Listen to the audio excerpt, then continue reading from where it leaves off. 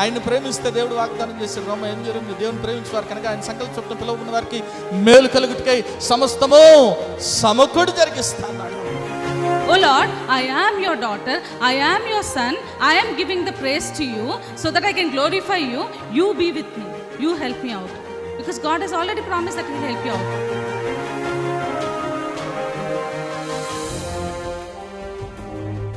ఎన్నో మార్లు ఆయన తప్పులు చేస్తూ పాపము చేస్తూ నీకు విరోధంగా నడుస్తున్న మా కొరకు నాయన, అవిధేయులైన మా కొరకు ప్రభా నాయన తండ్రి, నీవు ఆ సెలవులో వెల చెల్లించావు కదా నాయన తండ్రి. నీవు నాయన మరణాన్ని జయించడం ద్వారా, సజీవుడు అవటం ద్వారా నాయన ప్రభా తండ్రి యేసయ్యా, మరి నాయన మేము ఈరోజు సజీవులుగా ఉన్నాం కదా తండ్రి.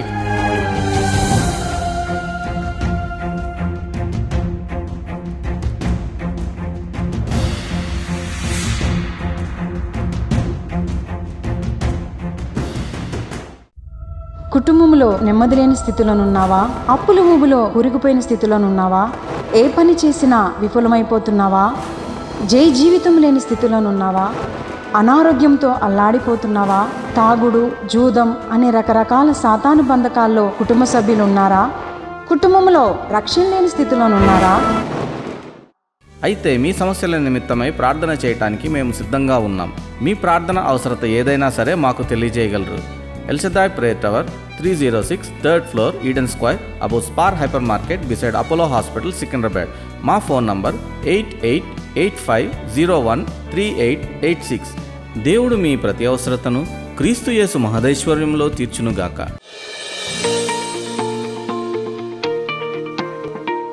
చాలా చక్కగా అంటాడు. యోసేపు జీవితం ఈరోజు చూడబోతున్నాం. ఆదికాండం 50:20 చూడండి, ఏమని రాయబడింది? ఆదికాండం 50:20, మీరు నాకు కీడు చేయను ఉద్దేశించితిరి గాని నేటి దినమున జరుగునట్లు అనగా బహు ప్రజలను బ్రతికించినట్లుగా అది మేలుకే దేవుడు ఉద్దేశించాడు. చూడండి, మీరైతే కీడు చేయాలనుకున్నారు కానీ దేవుడు అది దేనిగా మార్చాడంట?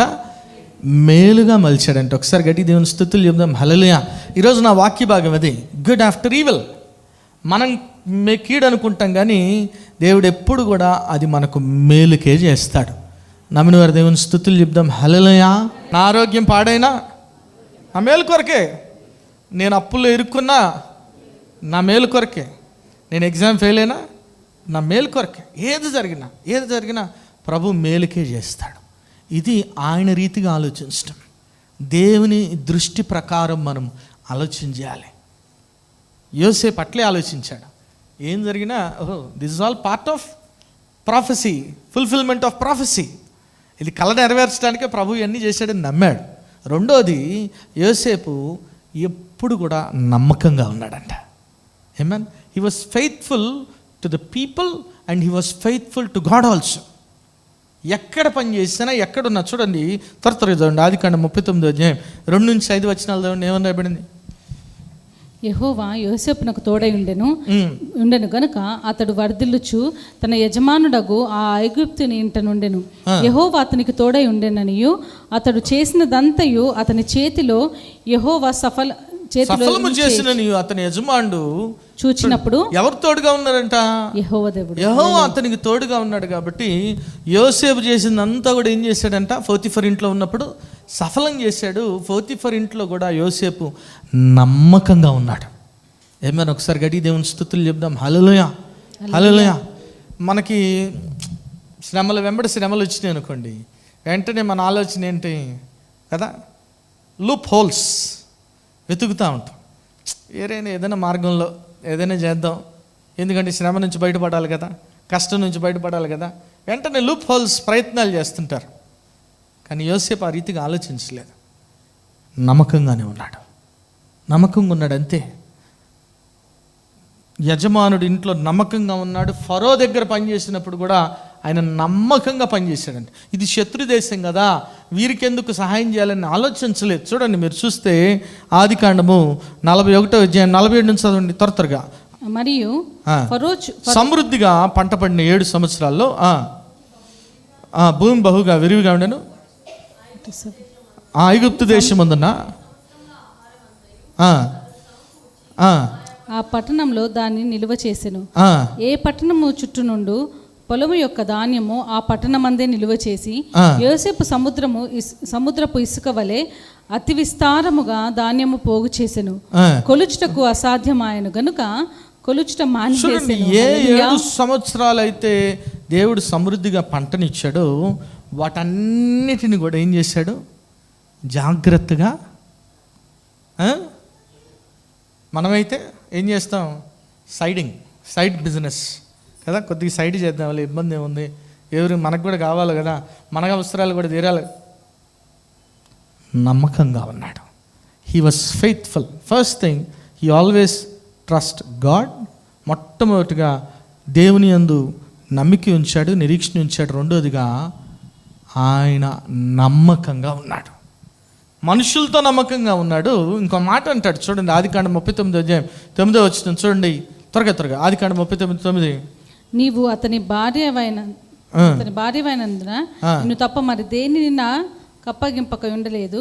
కాబట్టి నేను ఇంత ఘోరమైన దుష్కార్యము చేసి దేవునికి విరోధంగా పాపము కట్టుకొని. ఒకసారి గట్టి దేవుని స్తుతులు చెబుదాం. హల్లెలూయా. ఏమంటున్నాడు? అయ్యా, దేవునికి విరోధంగా నేను. సో ఎవరికి నమ్మకంగా ఉన్నాడు? దేవునికి కూడా నమ్మకంగా ఉన్నాడు. ఎవరి దగ్గర అయితే పనిచేశాడో యజమాని దగ్గర నమ్మకంగా ఉన్నాడు, పోతిఫర్ దగ్గర నమ్మకంగా ఉన్నాడు, ఫరో దగ్గర నమ్మకంగా ఉన్నాడు, దేవుని దగ్గర కూడా నమ్మకంగా ఉన్నాడు. ఒకసారి గడి దేవుని స్తుతులు చెప్దాం. హల్లెలూయా. ఎక్కడున్నాడు ఇప్పుడు? దేవుడు లేడు కదా, ఎక్కడ చూస్తున్నాడు అని పాపం చేయలేదు. ఎందుకంటే దేవుడు చూసినా చూడకపోయినా నేను నమ్మకంగా ఉండాలి, నా దేవునికి నేను నమ్మకంగా ఉండాలి. ఎప్పుడైతే నువ్వు నమ్మకంగా ఉంటావో ఈ యాత్రలో, ఈ జర్నీలో దేవుడు నీకేదైతే వాగ్దానం చేశాడో అది ఖచ్చితంగా నెరవేరుస్తాడు. నమ్మినవారు దేవుని స్తుతులు చెప్దాం. హల్లెలూయా. హల్లెలూయా. మీ జీవితాల్లో చాలా వాగ్దానాలు వచ్చింటాయి. ఇందాక చెప్పారు అమ్మగారు ఒక వాగ్దానం ఏంటి? నిన్ను ఆశీర్వదించేవారిని ఆశీర్వదిస్తా, నిన్ను దూషించేవారిని శపిస్తా, నేను గొప్ప జనాంగ. ప్రభు మీ జీవితాల్లో వాగ్దానాలు ఇచ్చుంటాడు, అనేక వాగ్దానాలు. ఆ వాగ్దానాలు నెరవేర్చబట్టం అనేది ఒక జర్నీ. ఆ జర్నీలో ఏదేమైనా నువ్వు నమ్మకంగా ఉండాలంతే. ఆమేన్. హల్లెలూయా. ఎందుకంటే బైబిల్ గ్రంథం తెలియపరుస్తుంది. సామెతల గ్రంథం 28:20 చూస్తే ఏమని రాయబడింది చూడండి. సామెతలు 28:20. నమ్మకమైన వానికి దీవెనలు మెండుగా కలుగును, ధనవంతుడగుటకు ఆతురపడువాడు శిక్ష నొందకపోడు. నమ్మకమైన వానికి ఏంటంటే దీవెనలు మెండుగా. సరే గట్టి దేవుని స్తుతులు చెప్దాం. హల్లెలూయా. నమ్మకమైన వానికి దీవెనలు, ధనవంతుడకు ఆతురపట్టకు కదా. ఆత్రపట్టం అంటే ఎట్లుంటుంది? కళ్ళు మూసి తెరిచేలోపు నైట్ అయిపోగానే మార్నింగ్ మొత్తం బిల్డింగ్లు ఉండాలా కదా. వీటికి ఏం చేస్తుంటారు? స్కాములు, స్కీములు, రకరకాల. అవేవి కూడా నిలబడవు. ఏమైనా ఒకసారి గడి దేవుని స్తుతులు చెప్దాం. హల్లెలూయా. నమ్మకమైన వానికి మేళ్ళు అధికం, గుర్తుపెట్టుకోవాలి. ఏమైనా ప్రభు పట్ల నమ్మకంగా ఉండు, విశ్వాసం కలిగి ఉండు. ప్రభా నువ్వు చేస్తావు అంతే, నువ్వు చూపించావు చేస్తావు. ఈ జర్నీలో నీ జరిగే ప్రతి సంఘటన కూడా అది యాక్సిడెంట్ కాదు, ఇన్సిడెంటే. అది కీడు మీద కీడు వచ్చినా కీడు వెనకాల కూడా ఏం దాచి ఉంచుతాడంటే దేవుడు మేలు దాచి ఉంచుతాడు, గుర్తుపెట్టుకోలేమే. హల్లెలూయా. యోసేపు జీవితంలో జరిగిన కీడులు ఎవరికి జరగల, యోబు గారికి కూడా జరిగినాయి అనుకోండి, కానీ నమ్మకంగా ఉన్నాడు. ఏమేన్. హల్లెలూయా. ఏమన్నాడే? నా ప్రాణం పోయినా కానీ నేను ఆయన్ను స్తుతిస్తా అన్నాడు, నేను ఆయన్ని ఆరాధిస్తా అన్నాడు. అందుకే దేవుడు ఆశీర్వదించాడు, రెండింతల ఆశీర్వాదం ఇచ్చాడు. ఒకసారి గడి దేవుని స్తుతులు చెప్దాం. హల్లెలూయా. ఈరోజు ప్రభు నీ వద్ద నుంచి అదే కోరుకుంటా ఉన్నాడు. దెబ్బ మీద దెబ్బ పడుతుందేమో నీ జీవితంలో, కీడు వెంబడి కీడు ఫాలో అవుతుందేమో. డోంట్ వరీ, ప్రభు ఆ కీడును కూడా మేలుగా మార్చగలడు. ఏమైనా నమ్మిన వారి దేవుని స్తుతులు చెప్దాం. హల్లెలూయా. కీడు వెనకాల మేలు దాచి ఉంచే దేవుడు మన దేవుడు. నువ్వు చేయాల్సిందల్లా ఒకటే, నువ్వు నమ్మకంగా ఉండాలి. నువ్వు చేయాల్సిందల్లా ఒకటే, ఆయన యందు విశ్వాసం ఉంచాలి. ఆయన వాగ్దాన నెరవేర్పు వరకు నిరీక్షణ కలిగి ఉండాలి అంతే. ఏమేన్. హల్లెలూయా. హల్లెలూయా. ఏమేన్. ఖచ్చితంగా ప్రభు వాగ్దానం నెరవేరుస్తుంది అంతే. విశ్వాసం అంటే ఏంటి? నిరీక్షించబడి వాటి యొక్క నిజస్వరూపం. ఖచ్చితంగా నువ్వు ఏదైతే నిరీక్షిస్తున్నావో ఆ నిజస్వరూపం నువ్వు చూస్తావు. ఏమేన్. నమ్మిన వారి దేవుని స్తుతులు చెప్దాం. హల్లెలూయా. What you are hoping for in your life definitely you will see it. నమ్మిన వారి దేవుని స్తుతులు చెప్దాం. హల్లెలూయా. హల్లెలూయా. ఏది ఎదురైనా, ఎంత కీడు వచ్చినా, కీడు వెనకాల ఖచ్చితంగా దేవుడు మేలే ఉంచుతాడు. యోసేపు జీవితం గొప్ప సాక్ష్యం. మూడోది, లాస్ట్ అండ్ ఫైనల్ చూడండి, కీడు వెనకాల మేలు మరి దాచి ఉంచడానికి యోసేపు జీవితంలో ఏంటి ఇంకొక మంత్రం ఏంటి అని మనం చూస్తే రోమీయులకు రాసిన పత్రిక 12వ అధ్యాయం 17 నుంచి చదవండి. ఏమని రాయబడింది? రోమా 12:17 నుంచి 21 వరకు చదవండి. ఈ మాట చూసుకుని ముగించుకుందాం. సంతోషించు వారితో సంతోషి. కీడుకు ప్రతి కీడు ఎవడికిని చేయవద్దు. మనుషులందరి దృష్టికి యోగ్యమైన వాటి గురించి ఆలోచన కలిగి ఉండి సఖ్యమైతే మీ చేతనైనంత మట్టుకు సమస్త మనుషులతో సమాధానంగా ఉండుడి. ఎట్లుండాలంట? సమాధానంగా. మీ చేత అయితే చేతనైనంత వరకు అంట. ఎందుకంటే మీకు చేతనవటం కష్టం అని ప్రభువుకి కూడా తెలుసు. అంతేనా కదా? ఒకళ్ళు వచ్చి నీ ఏమంటారు, నీ సమాధానాన్ని చెడగొట్టడానికి అట్టక్క జోరీలాగా మాట్లాడుతూనే ఉంటే ఎక్కడో వచ్చాడు నీకు కోపం వస్తారు అదా. కాబట్టి కష్టం అని తెలుసు ప్రభువుకి. అయినా కానీ ఏమంటున్నాడయ్యా, నీ చేతనైనంత వరకు ఎట్లుండాలంట? సమాధానంగా ఉండాలి. Third thing is you be good and be peaceful. ఏమైనా ఒకసారి గడి దేవుని స్తుతులు చెప్దాం. హల్లెలూయా. ఇంకేం రాబడి చదువు అక్కడే. ప్రియులారా, మీకు మీరే పగ తీర్చుకొనక దేవుని ఉగ్రతకు చోటి పగ తీర్చుకునుట నా పని, నేనే ప్రతిఫలం నిత్తును అని ప్రభువు చెప్పుచున్నాడని వ్రాయబడి ఉన్నది. కాబట్టి నీ శత్రువు ఆకలిగొని ఉంటే అతనికి భోజనం పెట్టు. ఏం చేయాలంటే శత్రువు ఆకలిగొని ఉంటే భోజనం పెట్టు. మనమేం పరిస్థితి, ఎవడైనా ఇబ్బంది పెడితే ప్రభా వాడికి ఆహారమే దొరకకూడదు, వాడు వెంటనే లెగిసిపోవాలి ప్రభా అని ప్రార్థన చేస్తాం. కానీ ఇక్కడ ఏమంటాడు ప్రభు? వాడికి భోజనము పెట్టుము. దప్పిగొని ఉంటే దాహమునికిమ్ము. అలాగు చేయటం వల్ల శత్రువుకి ఏం చేయాలంట? నువ్వు భోజనం పెడితే ప్రభు ఏం చేస్తాడు? వాగ్దానం ఇచ్చాడు కదా, శత్రువు ఎదుట నీకు భోజనం సిద్ధపరచు. ఆమేన్. హల్లెలూయా. ఒకసారి గడి దేవుని స్తుతులు చెప్దాం. హల్లెలూయా, హల్లెలూయా. శత్రువు ఎదుట ఏం చేస్తాడంట? భోజనము సిద్ధపరుస్తాడు. శత్రువు ఎదుట ఏం చేస్తాడంటే, ఏం సిద్ధపరుస్తాడంట? భోజనం సిద్ధపరుస్తాడు. అయితే దేవుని వాగ్దానము, దేవుని కళ నీ జీవితంలో నెరవేర్చబడాలంటే నువ్వు శత్రువుకు కూడా భోజనం పెట్టాలంట. ఆమేన్. ఆమేన్. యోసేపు పెట్టాడా పెట్టలేదా? చూడండి, ఆదికాండము 45వ అధ్యాయం 5 నుంచి 7 వచనాల వరకు చూడండి. అయినను నేను ఇక్కడికి వచ్చినట్లు మీరు నన్ను అమ్మి వేసినందుకు దుఃఖపడకుడి, అది మీకు సంతాపం పుట్టింపనీయకుడి. ప్రాణరక్షణ కొరకు దేవుడు మీకు ముందుగా నన్ను పంపించాడు. ఆమేన్. ఒకసారి గట్టిగా దేవుని స్తుతులు చెప్దాం. హల్లెలూయా. ఏమంటున్నాడు? మిమ్మల్ని కాపాడటానికే దేవుడు నన్ను ముందుగా, ఎవరితో చెప్తున్నాడు ఈ మాట? అన్నలతో. ఎవరు? అన్నలు కాదు, కరెక్ట్గా చెప్పాలి మీరు. ఎవరితో? శత్రువులతో. అంతేనా? దోపిడీ చేసింది ఎవరు? దౌర్జన్యం చేసింది ఎవరు? అక్రమ రవాణా చేసింది ఎవరు? అన్నలే. అమ్మేసింది ఎవరు? వాళ్ళే కదా. శత్రువులతో ఏమంటున్నాడు? అయ్యా మిమ్మల్ని కాపాడటానికి, మీ ప్రాణం కాపాడటానికి దేవుడు నన్ను ముందుగా పంపించాడు. మనమైతే కరి వచ్చిందా సావంటరా నాయన, దరిద్రం వదిలింది, నాకు ఇన్ని బాధలు పెడతారా, ఇన్ని కష్టాలు పెడతారా అని ఆలోచించే మనస్తత్వం కలిగి ఉంటాం. కానీ యోసేపు ఆ రీతిగా ఆలోచించట్లేదు. ఏమన్నా? హల్లెలూయా. యోసేపు జీవితం చూస్తే it is very similar to Jesus. యేసే జీవితంలాగే ఉంటుంది. ఏమన్నా? హల్లెలూయా, హల్లెలూయా. శత్రువుతో అంటున్నాడయ్యా, ప్రాణము పెట్టడానికే నన్ను ముందుగా 7వ వచనం కూడా చూడండి. ఏమని రాయబడింది? 7వ వచనం కూడా చూడండి. ప్రాణముతో కాపాడుటకును దేవుడు మీకు ముందుగా నన్ను. ఒకసారి గడి దేవుని స్తుతులు చెప్దాం. హల్లెలూయా, హల్లెలూయా. అయ్యా నన్ను కాపాడటానికి కాదు, మిమ్మల్ని కాపాడటానికి దేవుడు నన్ను ముందుగా పంపించాడు అంటున్నాడు. ఏమైనా? హల్లెలూయా, హల్లెలూయా. కీడు వెనకాల, అంతేనా? మళ్ళీ ఒకసారి చూడండి అమ్మా, రోమా 12:27 చదవలేదు మీరు? ఏమని రాబడింది అక్కడ? చదవండి లాస్ట్. కీడు వలన జయింపబడక మేలు చేత కీడుని జయించు. ఎట్లా జయించాలంట? హల్లెలూయా. మేలు చేత, కీడు చేత, కీడు చేత. మీ ఇంటి ముందర చెత్తేస్తే మనం కూడా ఏం చేయాలా? వాళ్ళ ఇంటి ముందు చెత్త వేయటం కాదు, కీడి చేత కీడు కాదు, కీడు కూడా మేలు చేత జయించే వారంగా ఉండాలి. ఒకసారి గడి దేవుని స్తుతులు చెప్దాం. హల్లెలూయా.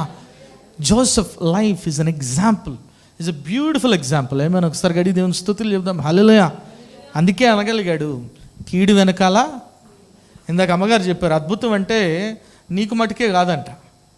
అద్భుతం అంటే ఏంటి? ఆ అద్భుతము నీకొక్కడి జీవితంలో జరగటమే కాదు, దాని ద్వారా అనేకులు ఆశీర్వదించబడతారని. ఏమైనా? హల్లెలూయా.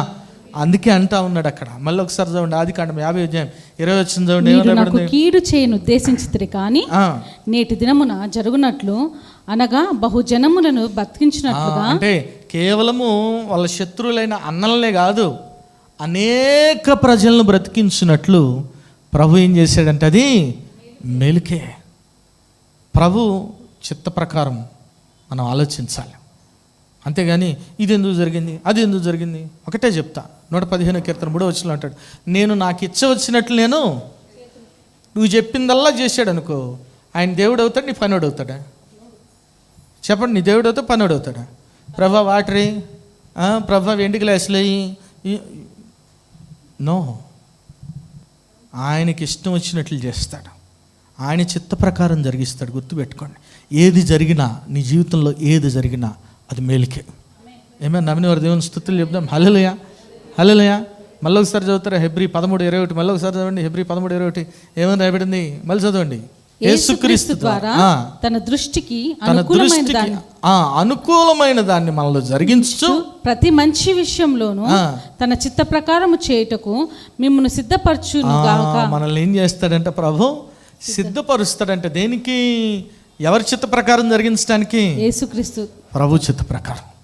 ప్రభు చిత్తం ఏమైందంటే మనం కీడును కీడుతో కాదు కానీ కీడును మేలుతో చేయించాలి. ఆమేన్. ఎట్లా అంటే ప్రేమించాలి. అందుకే వాగ్దానం ఇచ్చాడు ప్రభు రోమా 8:8, దేవుని ప్రేమించు వారికి అనగా ఆయన సంకల్ప చొప్పున పిలువబడిన వారికి మేలు కలుగుటకై సమస్తము సమకూడి జరుగుచున్నవి. యోసేపు జీవితంలో సమస్తం సమకూడి జరిగించారా, జరిగించలేదా? జరిగించాడా? ఎస్. నమ్మిన దేవుని స్తుతులు చెప్తాం. హల్లెలూయా. అయితే సమస్తము సమకూడి జరిగించడానికి ఎన్ని కీడులు వచ్చినాయి? దౌర్జన్యం, దోపిడి, మానవ అక్రమ రవాణా, లైంగిక వేధింపులు, అబద్ధాలు, అపనిందలు వాడుకొని కూడా వదిలేశారు ఆయన. అయినా కానీ ప్రభు చూడండి మేలే చేశాడు. ఏమైనా హల్లెలూయా. ఈరోజు మన జీవితంలో కూడా కీడు వెంబడి కీడు వస్తూనే ఉంటుంది. అయితే ప్రభు గుర్తుపెట్టుకో, కీడు వెంబడి కీడు వచ్చే కొలది కృప వెంబడి కృప కూడా ఇస్తాడు. ఏమైనా హల్లెలూయా, హల్లెలూయా. కీడు వెంబడి కీడు వచ్చే కొలది కృప వెంబడి కృప కూడా ఇస్తాడు. ఒకటే, సాతాను మనల్ని ఈ మైండ్ సెట్ని దెబ్బతీయాలని ప్రయత్నం చేస్తాడు, కృంగదీయాలని ప్రయత్నం చేస్తాడు, కానీ వాడు ఎప్పటికీ ఓడింపబడిన శత్రువే. నమ్మిన వారి దేవుని స్తుతులు చెప్దాం. హల్లెలూయా. కీడుని ఎట్లా జయించాలా? మేలుతో జయించాలి. ఈరోజు ఖచ్చితంగా నువ్వు అట్లా ఉంటే ఖచ్చితంగా దేవుడు నువ్వు కీడు అనుకున్నది కూడా మేలుగా మారుస్తాడు. నమ్మిన వారి దేవుని స్తుతులు చెప్దాం. హల్లెలూయా. ఆయన చిత్తం. ఒక మాట యేసయ్యను గురించి కూడా ఒక మాట ఉంది. ఈ మాట చూసుకుని ముగించుకుందాం. యెషయా గ్రంథం 53:10 వచనం ఏమని రాయబడింది? యెషయా గ్రంథం 53:10, అతని నలగొట్టుటకు యెహోవాకు ఇష్టమాయెను. ఎవరికి ఇష్టమైందంట? యెహోవాకు. ఎవరు నలగొట్టం? యేసయ్యని నలగొట్టం ప్రభుకి ఇష్టమైందంట. మనకేమనిపిస్తుంది అది? అదేంటి దేవా, తండ్రి దేవా, నీ కుమారుడైన యేసయ్యని నలగొట్టం నీకు ఇష్టం అవటం ఏంటి? అంత కీడేంటి? ఏం చేశాడు? ఏం పాపం చేశాడా యేసయ్య?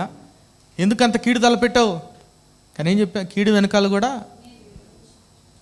ప్రభువుకి ఇష్టమైందంట. యెహోవాకి యేసయ్యను నలగొట్టడం యెహోవాకి చాలా ఇష్టమైందంట.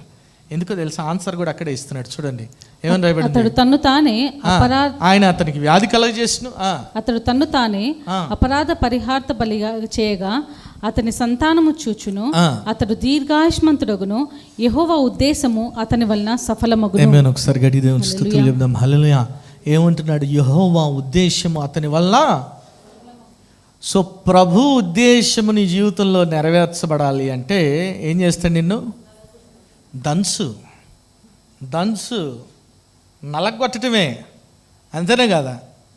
ఎంత నలగొడతావు ప్రభు అంటే ప్రభు ఉద్దేశం సఫలమయ్యే వరకు నలగొడతానే ఉంటాడు. ఏమైనా హల్లెలూయా, హల్లెలూయా, హల్లెలూయా.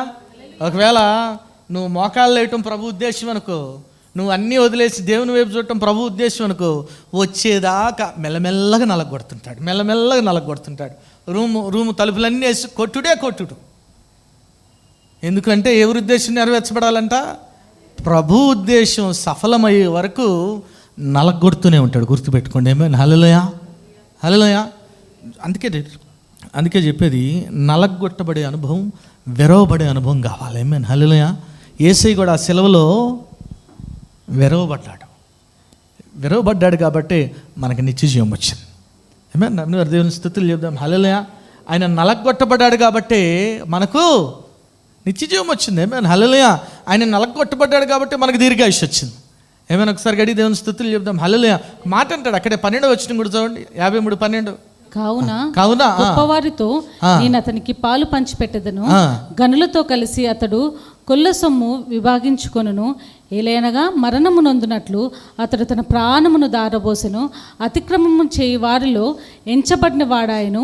అనేకుల పాపమును భరించుచు తిరుగుబాటు చేసిన వారిని గురించి ఏంటి ప్రభు యొక్క ఉద్దేశం ఏంటంటే, యేసయ్య ఆ శిలువలో అనేక పాపములు భరించాలి. అనేకుల పాపం, మనందరి ఈ లోక పాపములన్నీ కూడా ఆయన మీద, అందుకే నలగొట్టాడు.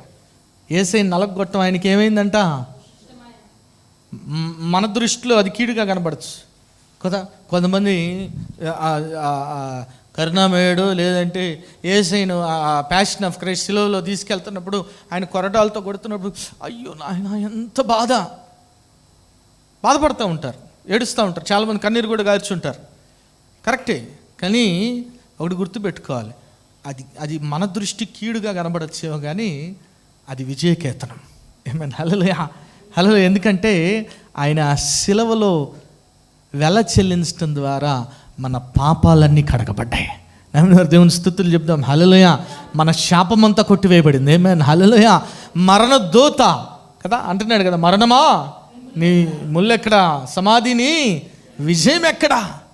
మరణాన్ని జయించాడు ప్రభు. ఏమైనా ఒకసారి గడి దేవుని స్తుతులు చెప్దాం. హల్లెలూయా. కాబట్టి ఆయన్ని నలగొట్టం ఎవరికి ఇష్టమైందంట? సో ఈరోజు నిన్ను నలగొట్టం ఎవరికి ఇష్టమైంది?